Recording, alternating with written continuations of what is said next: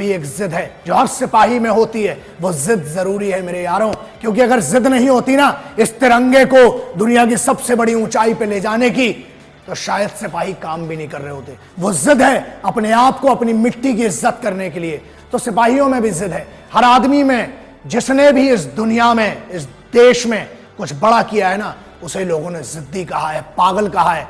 तो अगर कोई पागल कहे और जिद्दी कहे तो इसको अपने लिए मेडल मानना, क्योंकि याद रखना इस पूरे देश में, पूरी दुनिया में बहुत कम ही है जिनको पागलपन की और पागलों की उपाधि मिली है।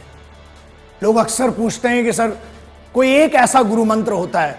दोस्त, मैं क्या गुरु मंत्र दूंगा, मैं थोड़ी कोई बाबा हूं, लेकिन मेरी खुद की एक सोच है, एक समझ है, वो ये है कि जिद्दी बहुत हूं और वो जिद जरूरी है।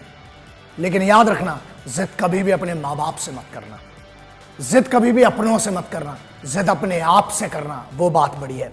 Attitude, everybody has a problem and this will remain the same for each and every individual. हमेशा प्रॉब्लम सबके लिए सेम है दोस्त, आपका एटीट्यूड उसको डिफरेंट बनाता है। मुझे याद है बाबूजी बचपन में हम लोगों को एक कहानी सुनाते थे। पानी जब बरसता है ना तो पूरी चिड़ियां होती हैं जो वो अपने लिए घरौंदा ढूंढती हैं, शेल्टर ढूंढती हैं। ईगल इकलौता ऐसा होता है, गिद्ध, जो उस बारिश को चीरते हुए ऊपर जाता है, बादलों के ऊपर बैठता है एटीट्यूड से। अकेला गिद्ध सबसे अलग होता है। So the problems are going to be the same but your attitude makes you different. उस एटीट्यूड की बहुत फर्क है। एक एग्जांपल देता हूं, मैं क्रिकेट बिल्कुल कोई ऐसा मेरे लिए कोई बहुत फॉलो नहीं करता हूं मैं क्रिकेट, लेकिन पुराने लोगों को फॉलो किया है। एग्जांपल देता हूं, कपिल देव साहब, सचिन तेंदुलकर जी, ये लेजेंड्स हैं, ये लेजेंड्स हैं। अब हर चीज पढ़ाई लिखाई नहीं होती है। कई बार अक्सर, जैसे मैं हमेशा कहता हूं कि जुबान से हो सकता है अच्छी बात ना करूं, मेरे हाथ पैर बहुत अच्छी भाषा बोलते हैं। तो डिपेंड करता है, वो मेरी जिद है, मेरी ट्रेनिंग है।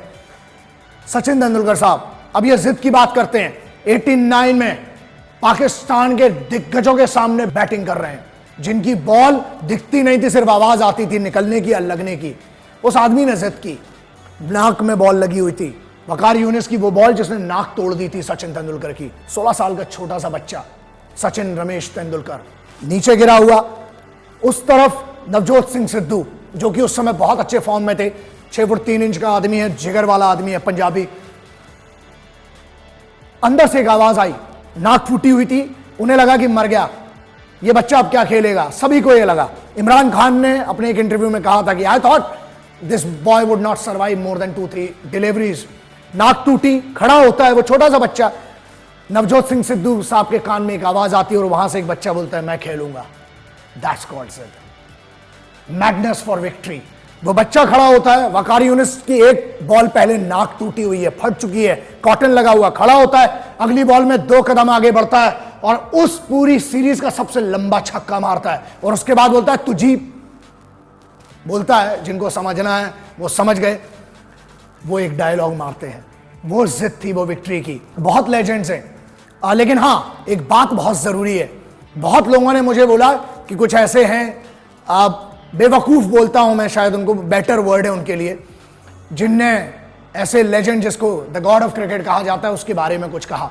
इवन लता ताई, जिनको सरस्वती का दर्जा है इस देश में, मतलब मां का दर्जा दिया जाता है, जिनको सचिन तेंदुलकर जैसे जो खुद गॉड हैं क्रिकेट के, वो खुद आई बोलते हैं, मतलब गॉड की भी मां, ऐसे के बारे में किसी कोई लौंडा है उसने कुछ कहा